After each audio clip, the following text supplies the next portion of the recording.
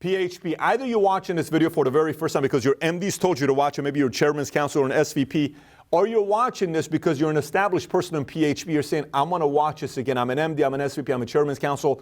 I kind of want to get on this next 90-day run, the best run I've ever had, and you want to get your mindset clear, or this is being played at your office and everybody's watching this together. By the way, if that's the case, hello everybody. If you're all watching here together, I'm going to spend the next hour with you to explain to you what it is going to run. Now, there's three things I'm going to cover in this video. One, I'm going to talk to you specifically about who you want to be. And I'm talking purely mindset. You and I are going to have a conversation together. Just us, me and you, the two of us.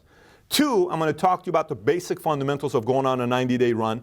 Three, the intangibles of going on a 90-day run. So prior to doing anything, let's you and I have a conversation together. Listen, just yesterday, one of my old friends sends me a video. He says, Patrick, I found some footage of you of 2001 January. I said, 2000, I said, how old? 22 years old. I said, no, yeah. Where was this at? Let me send it to you. So I'm sitting there looking at this thing. It comes to me. I'm like, wait a minute. It was at a Denny's in Fox Hills, Culver City. If you know the area, Culver City. I'm at the Denny's speaking. This guy brings me up and I'm watching myself. And so everybody, you know, people watch a video. Mario was watching it. Jennifer was watching this video. And then I watch it by myself when everybody walked out. And you know what I thought about? Here's what I said to myself. Yeah, no one knows when they look at this guy. I said, what's he look like? I said, man, I can tell your insecurities. I can tell your fears, Pat. I can tell you're worried. I know exactly where you were at financially. I know exactly where you were at with your personal relationship at the time. The breakups, the instability, what just happened, what's about to happen that you don't know it's about to happen. Family, finance, mom, dad. You just got out of the military. You just quit Bally's. You know, you left a job that you were coming up. You were doing really good. You were like a superstar at Bally's. And then all of a sudden, one day you go from W-2, salary, health benefits, everything coming to you. And then you quit. And you're trying to make this business work. And you're speaking in front of an audience. And you're trying to do sales, 1099. You have nothing going on for yourself. You're so afraid. The one thing I see from me at 22 years old was the fact that I was dreaming. And that's one thing you and I have in common. You don't know if you're going to have your dreams become a reality, but you and I are dreamers. You wouldn't be here if you weren't a dreamer, by the way, right? But you may be doubting, right? Because I was doubting a lot. You're doubting saying whether you can do this and whether you can do this, whether this is possible, whether it's not possible. But you are still dreaming, right? And so one day, myself, as I'm going through selling stuff, I'm selling memberships, I'm selling, 100-page websites, all these other things. One day, I said, forget about it. I'm going to get into the financial industry. Here's why.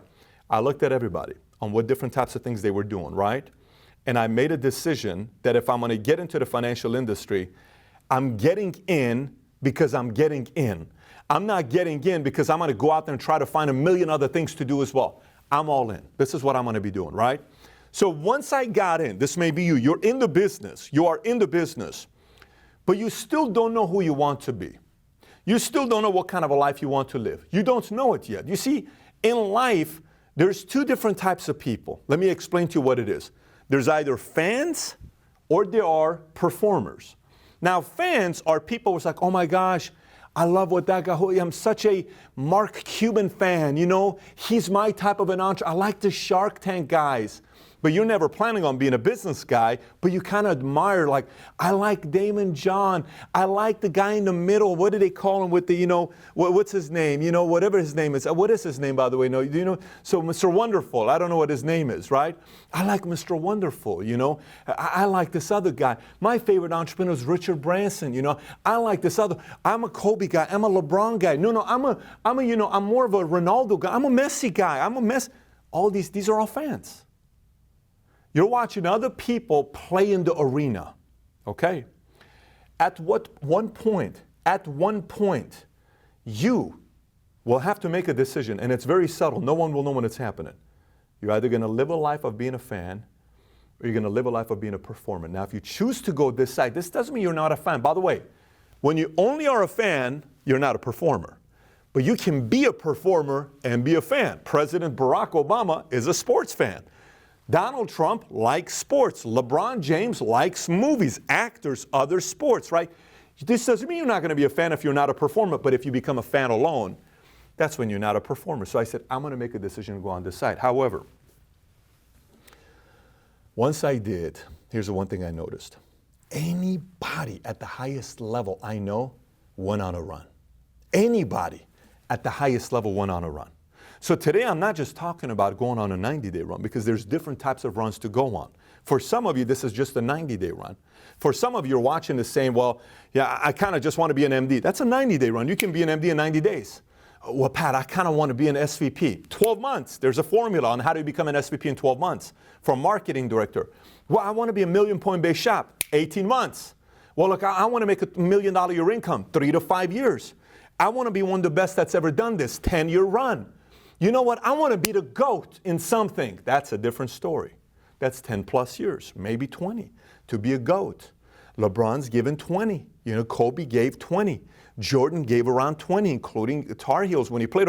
There is that 20-year rule if you want to chase at being the greatest. That's not everybody, and I'm not giving this message to everybody, but that's why I ask you, do you want to be a fan or do you want to be somebody in the arena? So now that's that part. Only you can answer that. If you choose to be a professional, a performer, you got to go on a run. When I tell you run, this is discipline, this is commitment, this is decisions you got to make. But at the end of the side of the decisions you make is freedom. Now, I asked you earlier, I said we're going to talk about who you want to be, what kind of a life you want to live. Think about it. Who do you really want to be? If you've chosen to be part of PHP, you've chosen to be part of this industry, you've chosen to take this route as a business, and you know this works, you've seen people making tens of millions of dollars, having incredible lifestyles, you've seen what they're doing, you've seen the stuff in the office, you've seen the update videos we send, you've seen some of the other videos that's coming out. So the question becomes, who do you want to be? You want to be just an MD, maybe making 70 grand a year, and it's on your own, hour. You're not committed to be at the office a certain time. This is not a job. But you make $78,000, you're an MD, and you're happy. That's okay. A lot of people want to do that in PHP, and that's fine. Do you want to be somebody that makes maybe $150,000 your income? You get a nice condo, maybe a nice house. If you don't live in California, because California, $150K a year, you're maybe getting a small condo that's 1 bedroom, 2 bedroom. But so you live somewhere else. You're somebody watching this, you're in Nebraska. Get yourself a nice $250,000 property. You want to live on $150,000 your income, and you're completely happy. You're good with that. That's okay. Maybe you're watching this saying, you know what, I want to be a senior vice president. I know there's only a small percentage that become senior vice presidents, but I want to be a senior vice president. You know what I want to be? I notice when everybody walks into a room and they run $1 million base shop, the company makes such a big deal about it, and there's only so few that do it. I want to be $1 million base shop builder because I think I can be one. I want the respect when I walk into a room. Great. I want to be $1 million earner. I want to be a master builder. What's a master builder? I talk about the word luck a lot. Anything you do in your life one time, you got lucky. Let me explain to you what I mean. You play the lottery and you win $100,000, but you've only won one time in your life, that's luck. Now, if you win the lotto 3 times $100,000, you kind of know what you're doing, right? If I go and I build this business and I only promote 1 direct marketing director, maybe I got lucky. Right? But if I go promote 3 marketing directors, I know what I'm doing. See, if you go into this business, you run $1 million base shop 3 years in a row, you know what you're doing. You didn't get lucky. But if you ran it 1 year, maybe you were lucky. Maybe you had a few people that were focused at that time, but you didn't do it 3 years in a row. If you build 3 direct senior vice presidents, you didn't get lucky. If you build 3 direct $1 million earners, you didn't get lucky. If you build 3 direct people that ran $1 million base shop, you did not get lucky. See, that's a master builder. Somebody that runs $1 million base shop 3 years in a row, somebody that builds 3 direct SVPs, $3 million base shops, and $3 million earners. That's a master builder. Maybe that's who you want to be. And then, what kind of a life do you want to live? Here's what I mean by what kind of a life do you want to live. When I got started in the business, I asked myself, 24 years old, I was dating a girl. Never forget the question I asked myself. Just like any man, I love beautiful women, and I wanted to, everybody, men are like, you see somebody, oh my gosh, that's the love of my life. That's going to be my wife. Oh that's my girl. We fall in love like we're like these butterflies. Oh, this is my mom. Did you see this one, right? One day I said, stop. I said, hey, Pat, let me ask you a question. What's that? If you had a daughter today, would you let her marry you today? I said, never in a million years today. No way in the world. Really? Nope, I'm not going to do it. Today, I have 3 kids, okay? So I have a 6-year-old, I have a 4-year-old, and I have a 2-year-old. The 6-year-old's Patrick, 4-year-old is Dylan, and 2-year-old is Senna, right? And I watch these kids and, how they're growing up. Obviously, for myself, I grew up in a completely different way. I made a decision a long time ago what choices I wanted my kids to have because their parents decided to invest into them that maybe I didn't have. Listen, I am 6'4". You can't tell from my height until you meet me. I'm about 6'4", and I'm about 230 pounds. And when I was 14, 15, 16 years old, I had a really nice body. I was athletic. I've never once played organized sports. Never. I've never played high school ball, baseball. I mean, I was a good hitter, but I never played. I never played anything, track, swimming. I'm one of the best swimmers that's never swam professionally. But I was great. Why didn't I, though?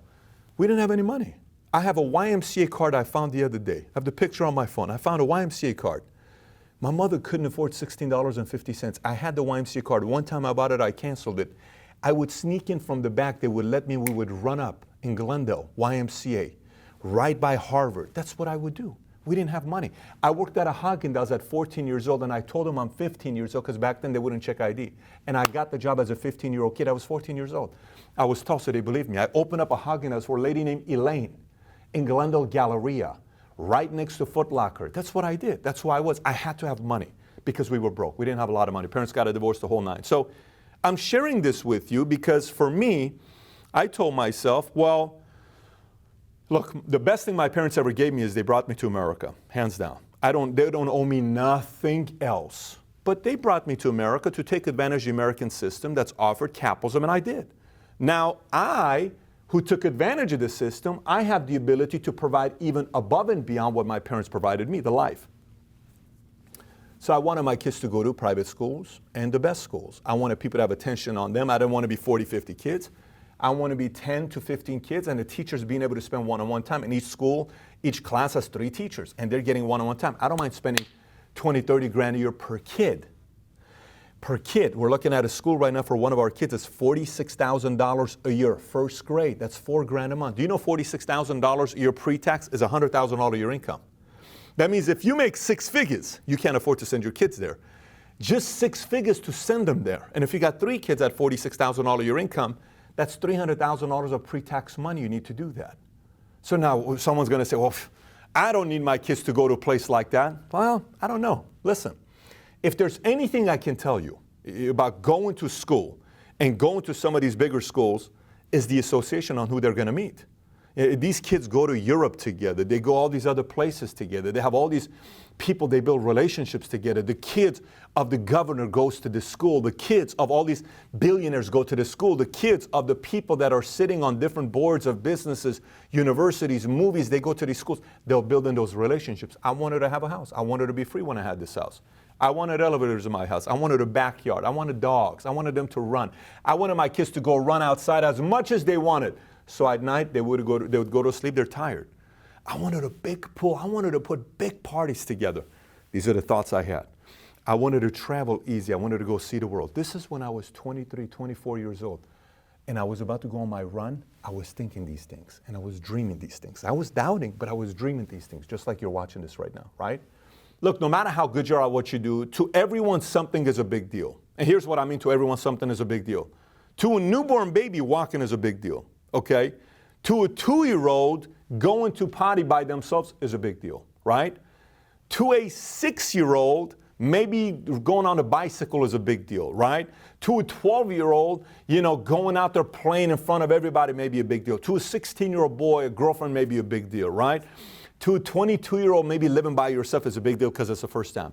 In our business, somebody may say, to somebody, making a phone call and inviting them to a meeting is a big deal. You may be afraid of phones right now. You're watching this. By the way, it's our secret. Don't worry. Most people are afraid of phones. Your fear will go away. I promise you that. To some people, it's a big deal when they come to the meeting. How do I get them started to get their NA $150? Oh my gosh, how do I get them into Fast Start School? That's such a big, I don't know how to Fast Start anybody.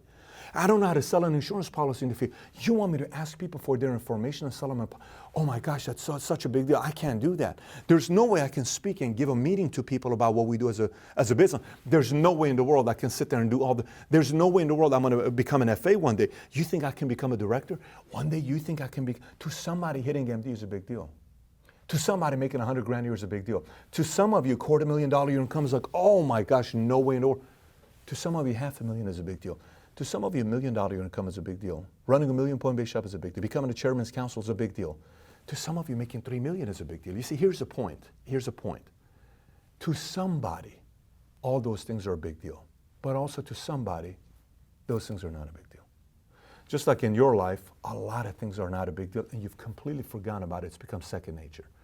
We are very good at taking you from where you're at today to making sure all these little markers you got to get through no longer become a big deal. And the way we do it is the following way. Each person has access to a mentor. Right now you're watching this, your MD asks you to watch this. You can learn from your marketing director on how they became an MD, okay? Now, let's just say you learn from them. And then all of a sudden you're at the same level. You say, I need somebody that can mentor me at a higher level. Well, then maybe you can get mentored by your upline SMD or EMD to teach you how to be an EMD. Well, you'll learn how to become an EMD. I want a little bit more because I've already become an EMD. Maybe it's your upline senior vice president. I learned how to be an SVP. Maybe it's your chairman's council. I learned. Maybe you become one of the top 12 in the company, and that's when you become part of a dream team call. Then I mentor you. Every month, I mentor 12 people in the company. Those people we work directly with. That's how Sheena Matsapalo went from $0 to $1 million a year income on Dream Team. That's how Hector and Erica went from making $57,000 a year income to $550,000 a year income on Dream Team. Gaetan went from $150,000 a year income to $600,000 income on Dream Team. Palayo went to $650,000, $700,000 today. By the time you watch, a lot of these guys are going to be well over millions, multi-seven figures. But I'm talking today. Dream Team. Vargas, Dream Team. There's so many names I can give you. Dream Team. You get on the Dream Team. You and I work together personally, but I can tell you, we are very good at developing leaders. Your goal is to make sure your marketing director, your SMD, EMD, SVP, Chairman's Council gets some clue that you are very serious about wanting to win big. And the way you do this by performance. You perform, we will notice you're committed. Then we start working with you directly. Then they start calling me and telling me, Pat, you may want to pay close attention to this guy. Watch this person on the Leaders Bulletin, and that's how a relationship is built. So having said that, those are some of the things I wanted to share with you. Now, the next part I want to cover with you is what you need to do to go on your 90-day run. So now we're going to talk about some of the strategies on how far you to go on your 90-day run. The first thing you got to think about, write this down. Know exactly where you want to be by the end of the 90-day run. What is it that you want to be? You want to be a marketing director? Well, what is it? Is it an SMD, EMD, SVP, vice? What do you want to be by the end of the 90-day run? Number two, very simple. What skill sets do I need to improve for me to become that? So if in the next 90 days I want to be a marketing director, what are some areas you need to improve in? Are you good on the calls or are you afraid of calls? If you're not, you got to go listen to the script city. You got to sit there on phone zone by the best person making calls and learn from them. Maybe you're not good at RIs. Go sit down with a marketing director and watch them do 3, 4, 5 RIs.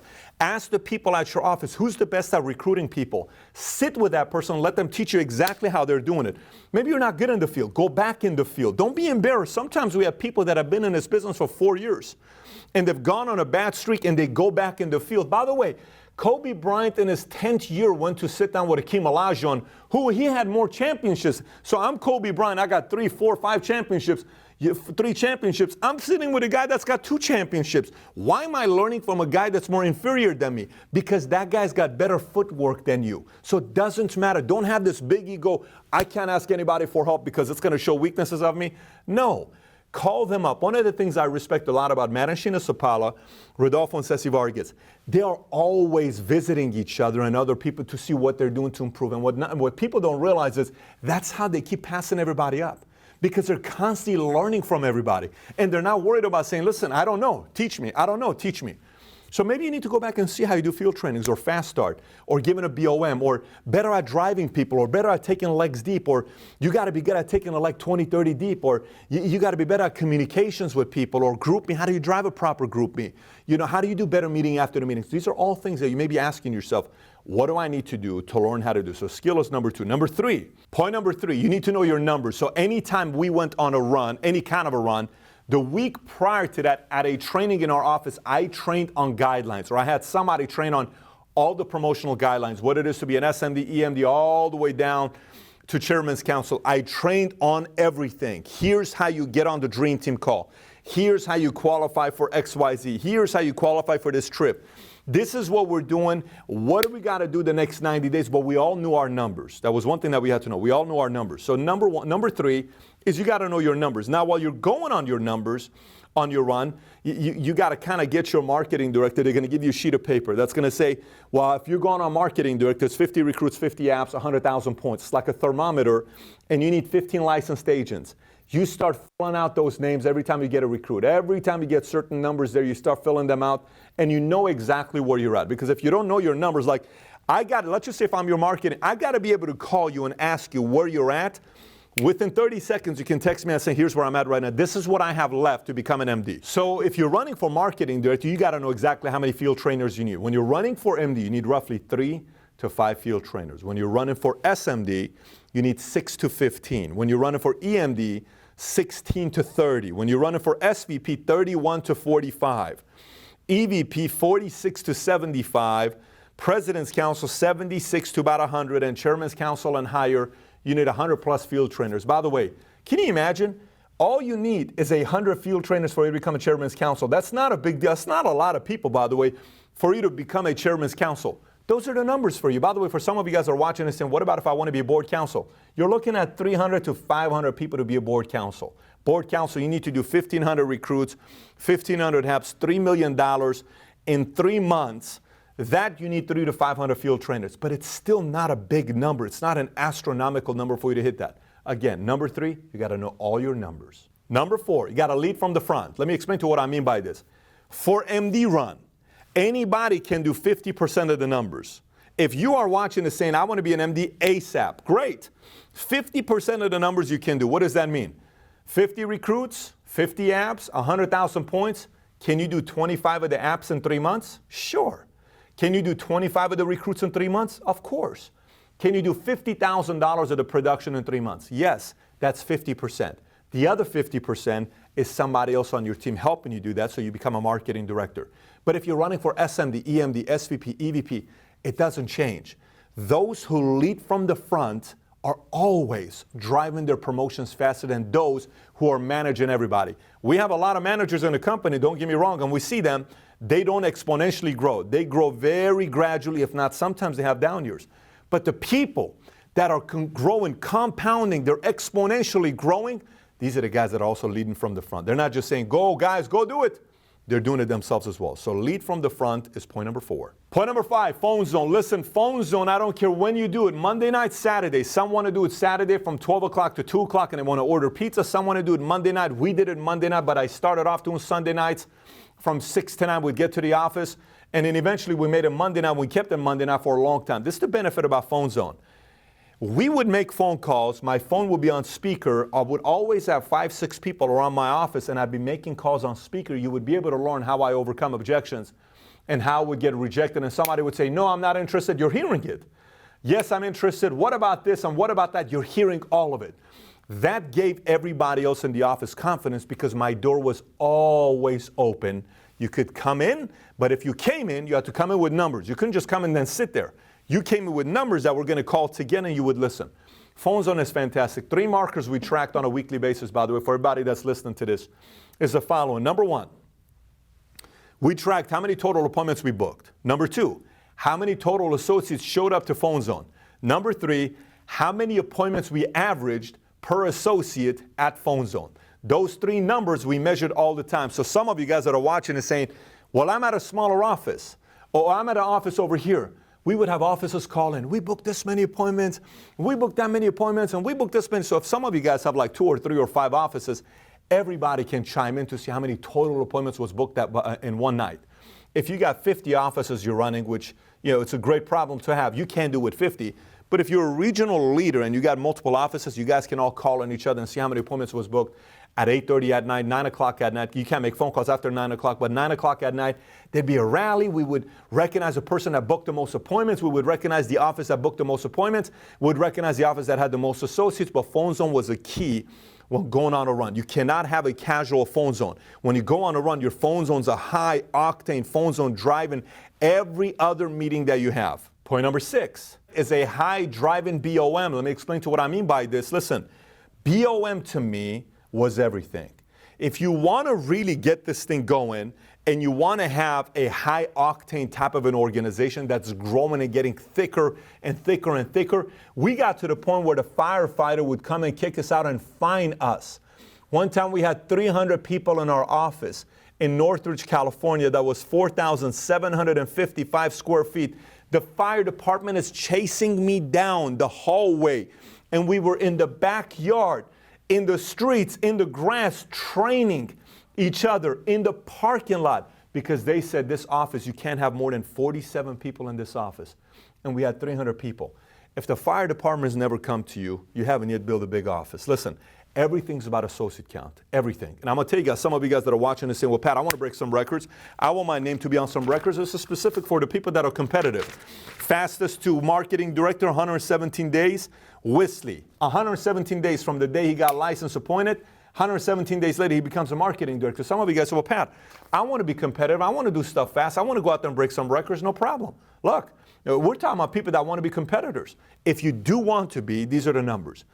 A low standard, average marketing director who gets promoted, they have 25 people coming to meetings. That's a minimum. Any marketing director that gets promoted, they pretty much have 25 people coming to meetings. That's a low standard. A good standard is 35 people coming to meetings before you become a marketing director. High standard is 50. New standard, 75, 100. I'm talking a brand spanking new associate. It's got 75 people coming to meetings, and they're running the BOM with their marketing director. That person become a marketing director, you'll become a hero in the company in no time. And by the way, when you do become an MD, you won't be a smaller MD trying to climb up to compete on the leaders bulletin. From the moment you become a marketing director, you'll be like one of these guys we have in the company right now. He became a marketing director. He's never recruited less than 46 people in a month as a brand spanking new marketing director. These become, Molina, these become standards in the company where people are doing numbers like that, but those are the people that want to be high standards. Regardless, BOM drives everything. Associate count, guest count. You can't have a BOM without having a personal guest. So if you're watching and say, man, I didn't have a personal guest this last BOM, listen, the best speaker in the office is given a BOM twice a week. Why not pack the room? Why not? The best recruiter is doing the training. Pack the room. Make sure you have more guests in there than anybody else. We used to get upset. I had a girl in my office. She would say, no, I don't want other people to take those. Don't have guests, guys. I want all of them. She wanted all the seats to herself. You ought to be greedy about having all the seats in the BOM room be your guests in your organization. Number 7, have a schedule and stick to it. I don't care what it is. Listen, if you got a full-time job right now and you work 7 to 5, I get it. Every day, after your job, come to the office till 10 o'clock at night. You got to do that. It's not going to happen if you don't do it.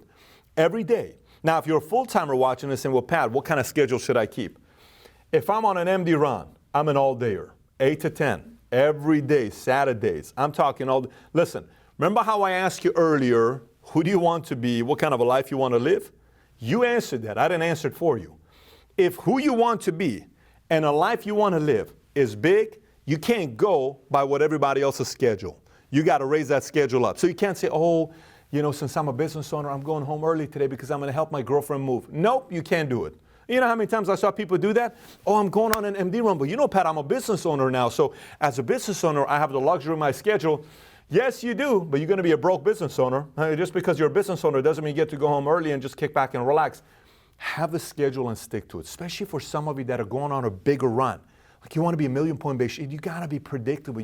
People got to see where you're at. If you're going on an SVP, EVP, Chairman's Council run, you got to have a solid schedule and stick to it. Create a new top 100 list. Now, what am I talking about, a top 100 list?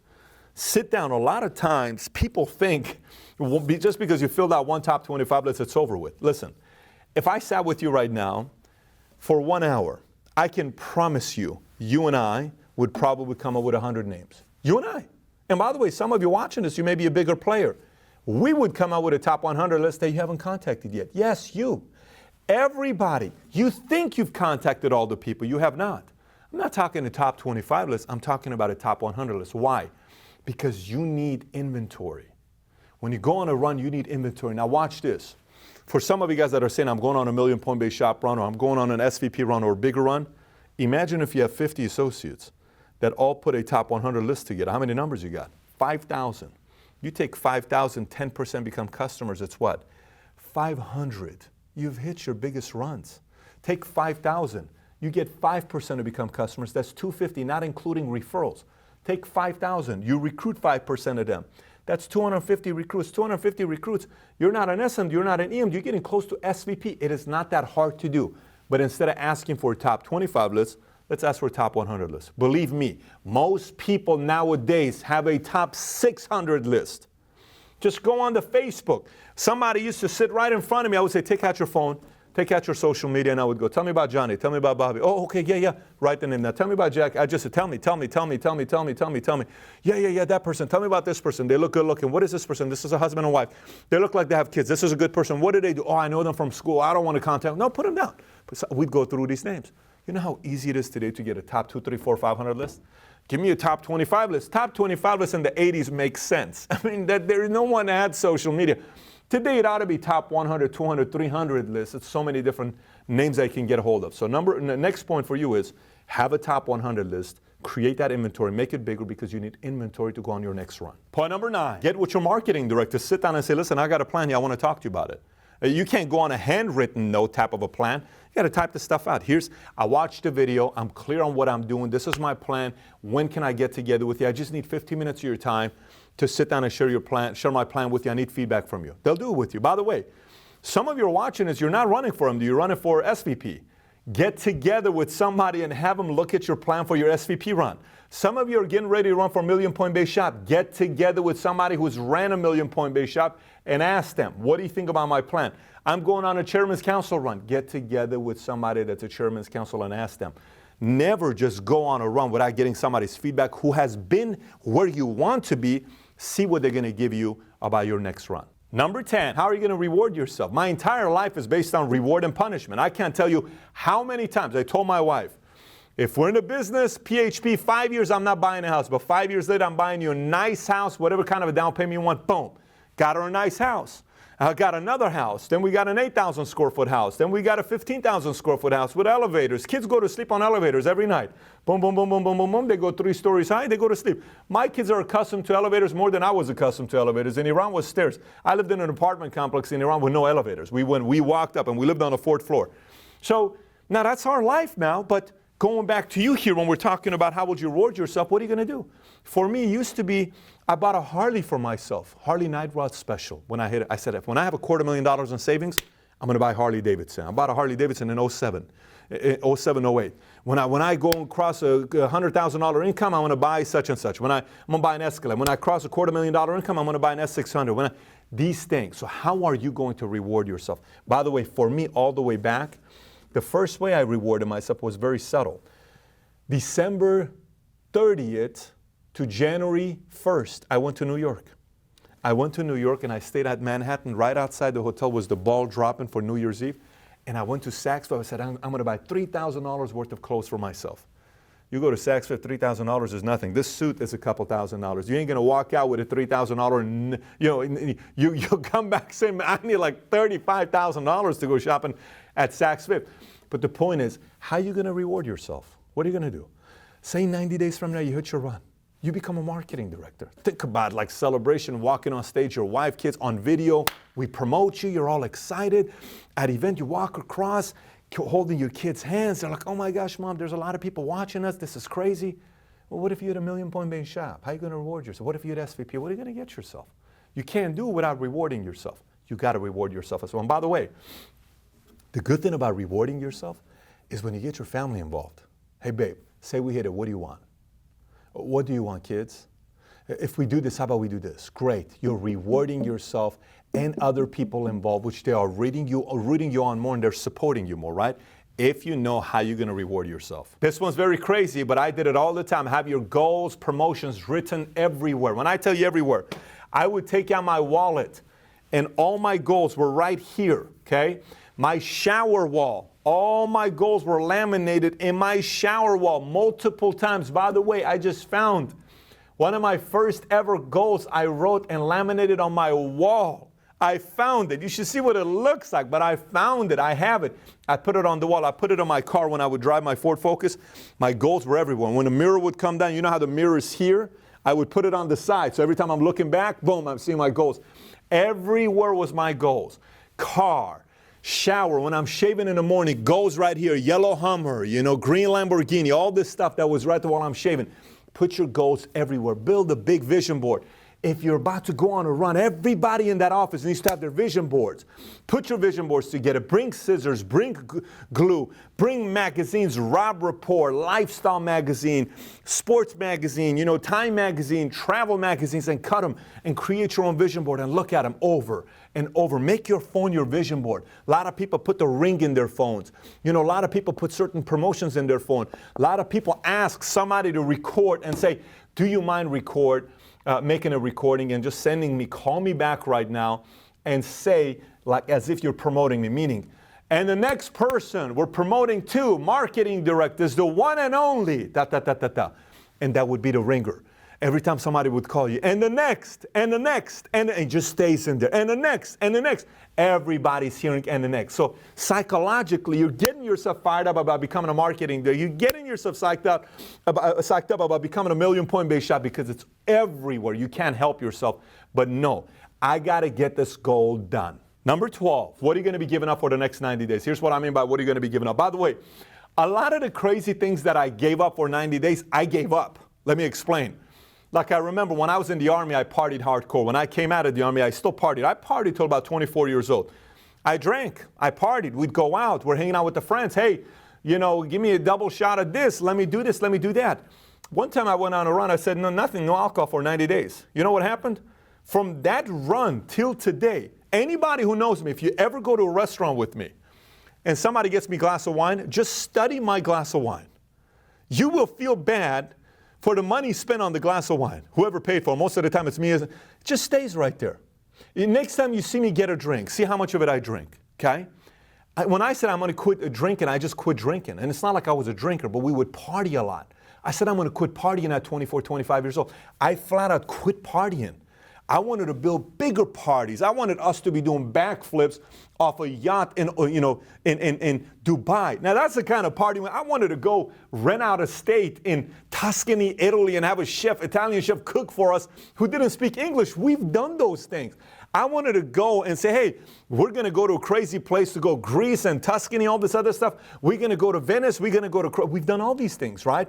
But the dream became bigger, but I had to drop certain things. For some of you guys nowadays, it's video games. I know a lot of people struggle with video games. We had a conference call the other day, and Jose talked about somebody being a gamer, and that person like, I'm not really a gamer. Everyone knew he was a gamer. Video games, it's a challenge for a lot of people. Social media newsfeed, what's everybody doing? That's a challenge for some people. For you, maybe smoking. It may be drinking. It may be partying. It may be going out there hanging out with all the people later. It may be a bowling tournament, pool tournament. It may be a softball league. It may be TV. It may be all this stuff. It may be a show you got to drop. Oh my gosh, you want me to drop a show? I can't drop my show. You got to drop your show. By the way, you want to know something?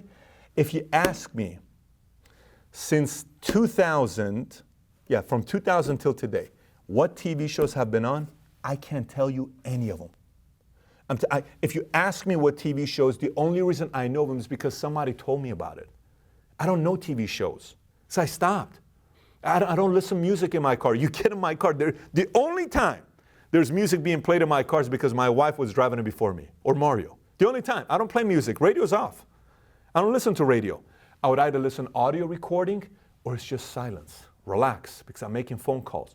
But you got to give some stuff up. And it's got to be the stuff that hurts you, by the way, not the stuff that's easy. It's not like, oh, you know what, I'm going to give up. What's that? I'm going to give up, eating my favorite strawberries in the morning because that's just sugar. No, you got to give up something that you don't want to really give up. There's got to be a part of it that's sacrifice. You don't do it or you're not going to take it seriously. There's got to be some kind of pain reward at the end for you to be able to do that. Next, you got to sit down with your family and sell it to them, flat out. You got to say, listen, babe, here's what I'm thinking about doing next 90 days. And I need your buy-in. That meeting could be a heated meeting. Babe, come on, babe. Are you kidding me? You realize the next 90 days, we have that birthday party, we have this wedding to go to, we have that. Babe, not the next 90 days.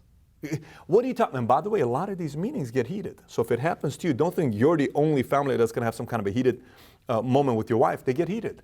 I can't believe you're doing this, babe. Can I ask you a question? Yes. How old are the kids? I know how old they are. Don't ask me a stupid question like that. Babe, the kids are 13 and 11. Yes? Yes. You know the 11-year-old's very smart, and she's doing really good. Now, what if she graduates college, and she wants to go be a doctor, but she doesn't get scholarship? What are we going to do? Can you live with that? I don't know if I can live with that. Our little girl could be a doctor one day. Babe, she's going to need to spend 40 grand to go to school per year. We don't have that kind. You know how much money we have in savings. How much money do we have in savings? Don't ask me stupid questions. How much money do we have in savings, babe? $33,000. I got $17K in 401K. If I take my $17,000 out of 401K after taxes, it's only $8,000 to us. What are we going to do? Do you want a house? You want to live in this place? Honestly, do you want to do this? My job only pays me $49,000 a year. You're making $32,000 a year. Babe, we are struggling, babe.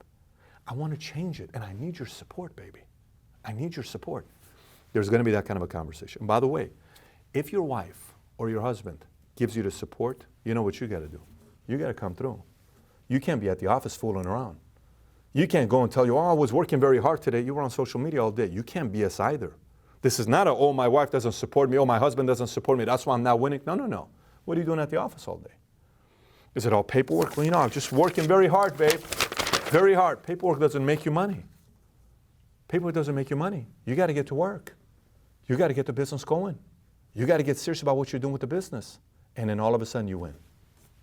That's why when you win and you see people walk across the stage, you see tears. And those tears are beautiful tears because no one knows the fights that husband and the wife had together behind closed doors. No one knows that one decision that was made together that no one knew about, where the wife said, I'll support you, babe. And now they're becoming MDs. And now you're becoming a $250,000 earner. And now you're making $500,000 or $1 million your income. Now you're buying a house that you always wanted to live in. Now your kid goes to school and your kid only gets a $10,000 grant, but she really wants to go to the school that she likes and they accepted her, but she can't pay 40 grand a year. But you say, babe, mommy and daddy took care of you, baby. We got money for you to go to school. Don't worry about it. You're going to be a doctor, babe. It's okay, baby. You know those moments. Isn't it worth it? This is why you got to have these conversations with your family. Get everybody involved. After you have this conversation, make sure your wife also sits down with your marketing director. Can't just be you. Got to be with the marketing director as well. So he or she, your MD, your SVP, your chairman's council, can also give direction to both of you guys, holding you accountable, knowing where you can be 90 days after the run. Now you got to sit down with your team and hold a meeting to find out who is fully in. So you're going to decide you're going to go on a run, right? Now you got to hold a meeting and find out and ask, what do you want to do next 90 days? See if they've watched this video themselves. Ask them, have you watched a video? I haven't yet. Go ahead and watch it. Get everybody to watch this video because you're trying to find out what they're thinking afterwards. After you watch a video, I want to see your plan. See where they're at. Start sitting down. By the way, when you hold that meeting, you can't hold the meeting on a very comfortable day. It's got to be like Wednesday night at 10 o'clock. What are we doing on a Wednesday night at 10 o'clock? It's got to be an uncomfortable time.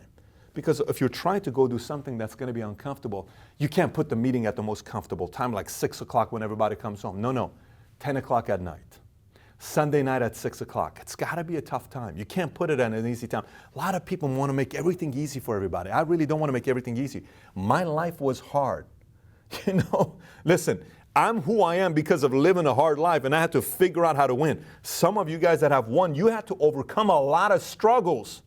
Stop trying to make everything so easy for everybody. And by the way, the people that had it easy are the reason why they're not building a big team. The people that had it hard, they understand. They know people have to go through it as well. Hold a meeting. Who's in? What do you want to do? What do you want to do? And you're not talking about what you're going to hit. You know, I want to be an MD. Who's in? No, no. You're asking them what they want to do because you're getting a feel. During that time is when you figure out this guy's in, that guy's in, this guy's in. Those 7 people, they're not really in. They're just kind of here. It's fine. They showed up. They're still going to play a role in it, but they're not really fully in it. They don't really fully believe yet. I don't think they watched the whole video. I think they watched the video and skimmed through some of the stuff from somebody else. I know for a fact they didn't watch it. I know for a fact they didn't watch it. You can ask pointed question to find out if they watch the whole thing or not. What do you think about the story Pat said? You know, when that part, oh yeah, it was great. What was it? See what I'm saying? I would ask questions like that from people in not in a pointed way to make them feel guilty, but in a way to just kind of see, that guy didn't watch a video. I know, but the moment you figure out who's in, time to go on a run. So let me cover with you the intangibles of going on a 90-day run. You see, my favorite day of the week is the following day. Let me explain it to you. Say you go against somebody else. Both people are running to become MDs. One guy, one gal, one couple runs Monday through Friday solid, but Saturdays are casual. But you go Saturday as well, see, they can't compete with you. My favorite day of the week was Saturday. Favorite. I loved Saturdays. We would have so many appointments booked on Saturdays. We'd have a packed house Saturday morning. We'd have a training Saturday morning at 8 a.m., 7 a.m. boot camp. We'd come in ready to go on a run because I knew my separator versus my competitors, I'm going to give one more day a week than you. So if you're running 5 days solid, I run 6 days solid, 1 on 5, I got a 20% advantage over you because I'm getting one more day than you are. You can't compete. So anybody watching this, while you're going on a 90-day run, Saturday's your secret weapon. Study everyone on your team while you go on a run. Here's why, because the shyest person on your team could end up being the most insane killer in your team just because the environment's changed. There's a lot of people that are just looking for runs to rise up. Runs develop leaders. Runs give birth to future giants. Runs create new heroes. So I'm watching everybody on my team. Everybody. By the way, somebody may be watching this right now. You, me, you're watching this right now? You may be watching this right now. It's midnight. Okay? No one knows you're watching this. You're in your house. Everyone's asleep. You may be in your car right now. You're watching this saying, Pat, that's me. Pat, that's me. Pat, that's me. Pat, that's me. Listen, we, PHP, started off, our first year, we were averaging 100 recruits a month. Our first year, PHP, was averaging 100 recruits a month. We were selling 100, 120 policies per month. Our first year. Last month, 4,722 new recruits. Last month, that's 47 times more than what we did. If we do 47 times more again on 4,700 recruits, that's 230,000 recruits is what we're talking about. We were selling 100, 120 policies a month. Last month, we did 4,773 policies last month. That's 46 times more. What happened there? See, you watching this, if you're somebody that inside of you, you have this insane fire where you're like, oh my gosh, I've been looking for something like this where a company is growing the way they're growing. I can't wait to get myself involved. Well, that's exactly who I'm talking to. By the way, you, yourself alone, you could be somebody no one knows. Boom. All of a sudden, 3, 6, 12 months from now, everybody's talking about you in the company, and you're a keynote speaker in front of thousands and thousands of people at an annual convention. Everyone's saying, oh my gosh, she just broke a record. He just broke a record. That new husband and wife team, they're doing stuff that's never happened before. Because those are the kind of people that are born during 90-day runs. Here's another intangible. Go to people. Don't wait for people to come to you. A lot of times, well, I don't drive 2 hours to an appointment. Listen, Rodolfo and Ceci drive 8 hours to an appointment. Rodolfo and Ceci recruited a husband and wife in Minnesota. They flew out there. They drove 2 hours to go to the small city of 20,000 people, you know, and those guys recruited a few hundred people their first few months in business. What happened there? They don't mind it. Don't wait on going on appointments. Don't say, oh my gosh, it's too far next week. I'm not driving 3 hours away. I'm not driving 2 hours away. No. Go to the appointment. All it takes is one client, one lead, one person you recruit that's going to completely change your game. Cindy recruits Rodolfo Vargas, okay? It's the only chairman's council she's ever promoted, okay? One big leg. But Cindy, for the rest of her career, she overrides Rodolfo and Ceci Vargas. That paid her just this last 12 months, $200,000 of just override commissions that has to be paid to her. Cindy's in Palmdale. Rodolfo and Ceci are in Houston. They're 2,000 miles away. She only visits once a year, but we still have to give the checks because she was willing to go and talk to one guy at a gas station named Juan Carlos Romero, who introduced her to another guy named Rodolfo Vargas Sr., who happened to be Rodolfo Vargas Jr.'s father. What if that happens to you? So you can't just say, I'm only going to go to a certain appointment. I'm only going to talk to this person. I'm only going to work on Fridays. I'm only going to recruit on these days. You got to go on them. 3 ways. 3-way with everybody. Someone says, well, my uncle said we have to meet next week. Let's get him on the phone right now. Let me talk to your uncle. Seriously? Yes, 3-way him in. You're serious? Yeah, I want to talk to your uncle. Now mentality. I want to talk to you now. I don't want to wait one more week. I don't want to wait tomorrow. Steve Jobs, they said, how'd you recruit all these people? He said, I cold called everybody. Mark Cuban, I said, when you bought the Dallas Mavs, what did you do? He says, I cold called all business owners asking, do you want to buy season tickets? Mark Cuban was worth $3.5 billion cold calling local business owners in Dallas. What is he doing? He's not waiting for anybody.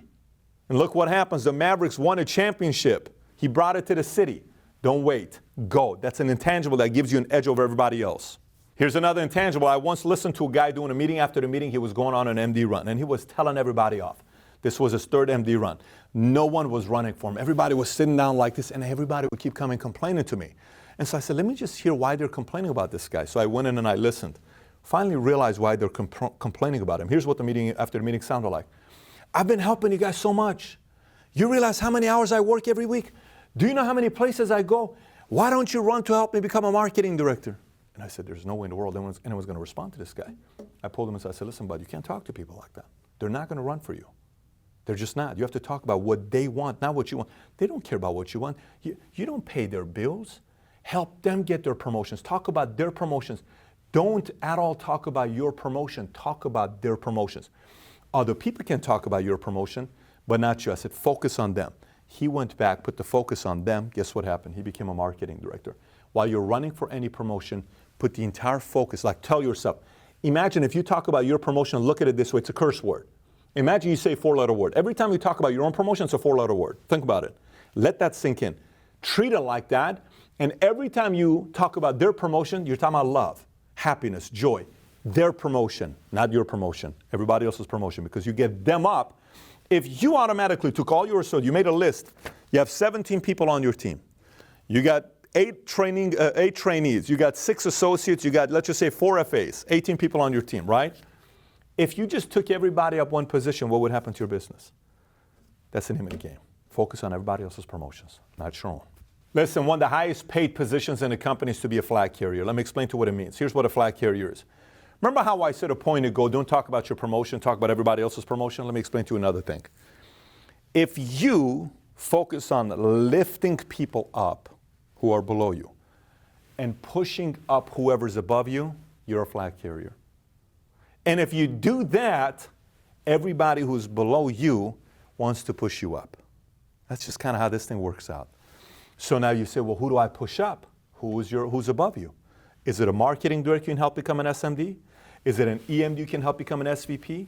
Is it an EVP you can help become a president's counsel or chairman's counsel? What is it? Who can you push up? Is there somebody's base shop, you're a part of it, you can help be a 1,000,000-point base shop? What is it? Is it maybe PHP's got a certain goal they're running for, they can be a flag carrier? Because the highest paid people in the company are the flag carriers at PHP. So what if you become a flag carrier at PHP? That's the highest level. But I can tell you right now from experience, one of the highest paid positions in this industry, in this company, in PHP, is being a flag carrier. Be one. So one of the things that happens when you go on a 90-day run, right in the middle of the 90-day run, we're talking 45-day marker, something happens. A lot of the people that are running, they don't think they can hit it anymore. So sometimes a leader who's leading their teams, they also don't believe. So if they don't believe, everybody else gives up. Yet during that time on the 45-day marker, here's what leaders do. Leaders that are big builders, they hold a playbook school. At this school, you're getting everybody back engaged. It's like a super fast start school. At the 45-day marker, so let's just say if you ran September, it's middle of October. If you ran February, it's middle of March. You have this meeting together. And you're getting everybody back on the system, everybody back on why they're doing it, everybody back on the level of commitment that they have. And you bring them, you unite, we talk about goals again, and then boom, part 2. It's almost like a football game and you have a timeout halftime. It's like a basketball game with a halftime.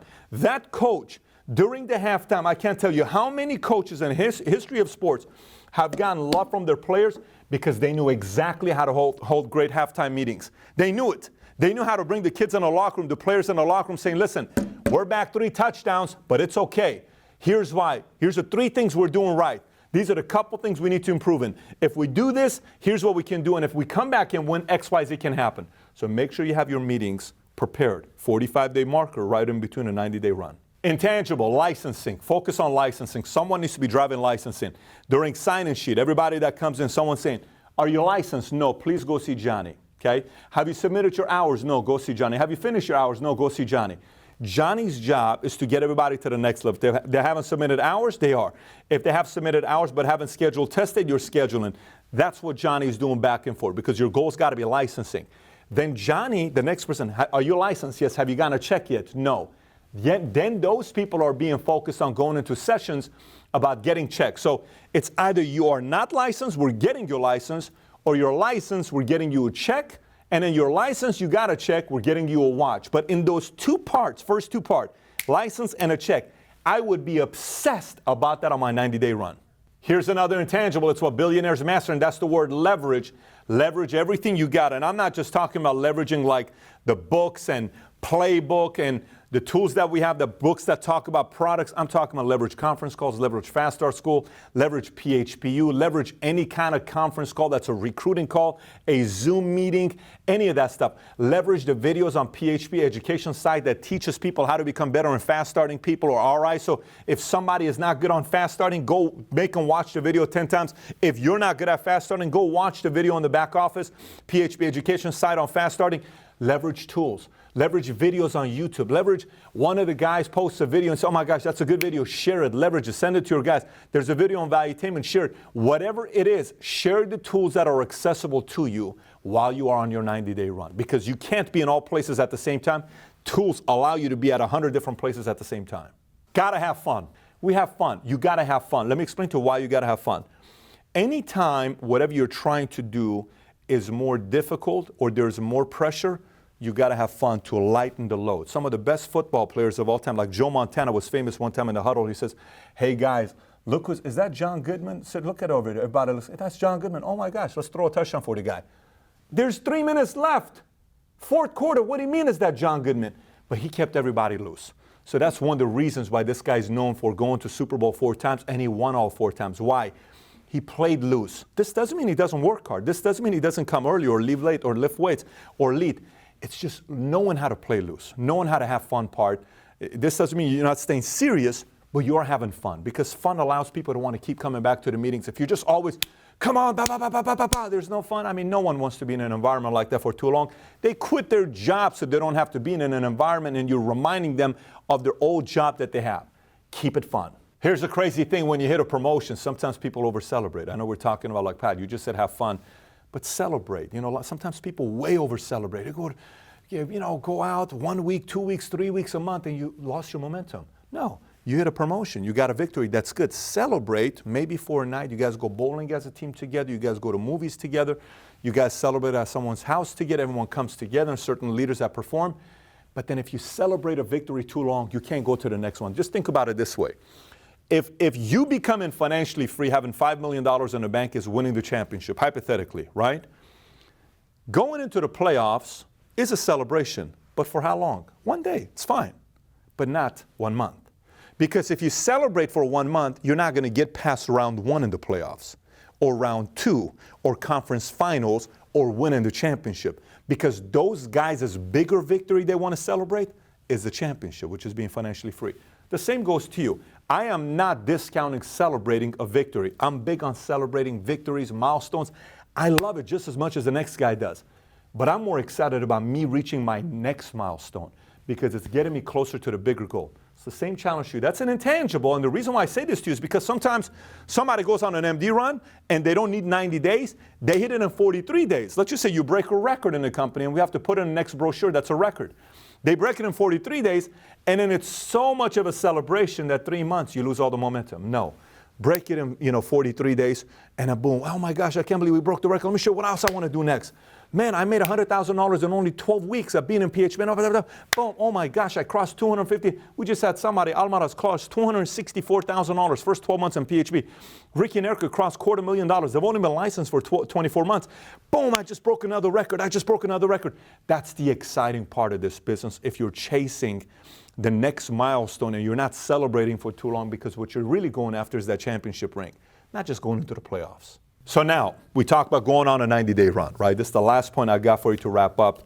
I talked about who you want to be, what kind of a life you want to live. Do you want to be a fan or you want to be a performer? That initial part, which was a conversation for you and I gave you the basic stuff about going on a 90-day run. In the middle of it, I gave you some of the intangibles. This is the last challenge for you. Listen, I am where I'm at right now in my life, and I can't believe it. Videos I'm seeing of myself, I'm like, dude, I had a Lambo, an orange Lambo. At one point, I had an orange Lambo in my garage, $365,000 car. I had a $406,000 Rolls Royce, brand new, top-down blue. I have a red Ferrari in the video of Life of an Entrepreneur, and had an i8 and a 750 Li and a Suburban. At one point, all at the same time. I'm like, I'm like a dealership here right now. What is going on here? And I'm living in this house, and I got this stuff, and Valuetainment is where it's at right now. I don't know how many subscribers it is while you're watching this, and all of these accolades. And I ask, man, where did all this stuff get started? It had to be at some point. Listen, It goes back for me to August of 2003. Let me tell you what happened in August 2003. August 2003, me and my fiance at the time, we broke up. I was $49K in debt. My dad had a heart attack. He was in a hospital left and right. Nothing was going my way. It was almost as if, you know, when it says when it rains, it pours, nothing was going my way. In that moment, I had a meeting. I sat down and I did a business plan just like this. I got clear. I didn't just wing this video. I actually went clear with it. I came out with my team name, and the team name was called the Story Builders. I told myself what the story is going to be. Newspapers are going to be written. Newspapers are going to write about us. I literally wrote all this stuff in August of 2003, and I held my first meeting. 7 people showed up, right? In the 7 people that showed up in the meeting, one guy got up and he started cursing, 22-year-old kid at that time. We're going to effing do this. And he just goes off in a meeting. I'm like, oh my gosh. My Christian pastor had on this side a guy named James, Pastor James, you know, I won't say his last name. Some of the people in the company know this. He quits. So I like this guy. I was counting on this guy to become an MD. I needed both of them. One of them quits. I'm like, oh my God, just the last thing I needed. But here's what happened. I sat there. The most important person in that room made a decision to win, and that was me. Most important person. So I had 6 people. I'm like, I don't know if I can become an MD with 6 people. I said, I'm going to do it. One time in my life, up until that point, I don't have anything to brag about. I don't have any certificate. The only basketball trophy I have is when I played in a league for troubled teenagers. It's called New Century City Association, New Century City, New Century City Basketball Organization, something like that, in Echo Park, LA. I have a trophy, and they gave that trophy because that night was a shooting in a league that we had, and they gave trophies to everybody, and I was one of them. Our team lost by 100 points. That's what we lost, literally 100 points, because it was embarrassing what happened. The other team had a fully stacked guys, semi-pro guys from the past 12 people. We had 5 people. Our guys got arrested. We lost by 100 points. I don't have any trophies. I don't have anything from the day I'm born till 24 years old for me to say I did something that seemed impossible. Never. I don't have anything. I can't show anything for you. You know, people say, well, I'm the record holder for such and such in my high school. I have nothing like that. I'm not even a top 50 record of anything. I told myself, I don't care what happens. I'm going to be a marketing director 90 days from now. I don't care what happens. This is August of 2003. I went and told my dad. I went and told everybody, I'm going to be an MD in 90 days. That's what's going to happen. And I looked at the guys and said, guys, who wants to be an FA? Who wants to be a director? I want to help somebody become an FA and director. Boom. One guy, I recruited and prospected him from Universal Studios Theater. I was with my girl years ago, prior to that. We were going down the elevator, okay? And these guys are making out the entire time, a little bit uncomfortable while they're, I'm like, why are you guys, they made out for 30 seconds straight. Like, can you imagine, you're with your girl, okay? Another couple here for 30 seconds, they're making out. So I said, man, you guys look like you're in love. You look like you just got married. He says, oh, we just did. We're just coming from the court. We just got married. I'm like, oh, okay. And now you surprised me. You know, you're making out for 30 seconds. So then he walks away with his wife. My girl says, aren't you supposed to talk to this guy? I'm like, oh my gosh, I forgot to prospect him. I walk around Universal Studios City Walk. I see them in line. I go to them. I say, listen, what do you do? He was a commodities broker, Series 3 license. I recruit him. He comes aboard. He gets licensed on my MD run. He does 33,000 points on my run. Another girl I brought on board, a guy that was working at Eastwood Auto Insurance, I brought him on board. He ended up doing 25,000 points of it. Another guy I knew from Army, from high school, he did another 20-something thousand points. And then I did 33,000 points, 34,000 points. We became a marketing director team. But I said, there's no way in the world this run's going without me being an MD. November 30th, I'm an MD. December 15th, I became marketing director. You know, that year, 2003, is the last year my dad had a heart attack. Think about that. By the way, my dad was projected to only live 10 years. When he had his first heart attack at 50 years old, 53 years old, doc said 10 more years, 63. He's 76. He just celebrated 76 years old a couple months ago. Okay? What happened here? I've taken him all over the world. How did this happen? Listen, please embrace this concept. When you, one time in your life, one time, you set a goal that's not impossible, but it's a goal that's difficult, that you may say, I don't know if I can fully hit that, but you put that there, okay? One time, you go hit that. Each and every goal after that becomes easier because your mind is accustomed to doing something that you didn't believe you could do. So everything becomes a smaller deal, and you just keep doing it because, you know, the life, we talk about the life, what kind of a life you want to live. Sometimes we only talk about the life that we want to live, that's the dream life, but we don't talk about what if we don't do it. But what if you don't do it? What if you watch this video and you quit the business, quit the industry a week from now? You go back to your regular life. What happens? Fast forward 5 years from now, 10 years from now, 20 years from now. What do your kids look like? What kind of schools are your kids going? Where are you living? How are taxes looking? How much money you got in savings? How's your marriage? How do you and your wife go to sleep 20 years from now? Are you guys even together? Are you with your husband 20 years from now? Where are you living? What car are you driving? Who are you in your community? You think that's why you were really put here, to just be average and ordinary? I have a hard time buying that. I really have a hard time buying that. I think you know exactly why you were put here. To win for the people that matter to you, and to win for the person you look at in the mirror every morning you wake up, and that's you. And all you got to do is one time wake up and go put a goal in place that may seem absolutely ridiculously impossible to you, difficult to you, and you go hit it, your spirit, boom, your chin, boom, boom, boom, boom, boom, and then boom. Then you're dancing with success. You're dancing with your dreams. It's no longer, you know how rigid people dance? You're just dancing now. It's just coming to you. It's so easy. It's like, my gosh, why does she make it look so easy? Why do they make it look so easy? Why does he make it look so easy? It wasn't easy the first time you did it. It's easy now because you overcame the odds one time. And now you believe you can do it over and over and over again. It's my biggest challenge to you while you're watching this. Put your 90-day plan together. Go on a 90-day run, shock everybody 90 days from now, and then do it over and over and over again until eventually you look up and every single one of your dreams that you wanted to become a reality became a reality. Can't wait to see you crush it the next 90 days.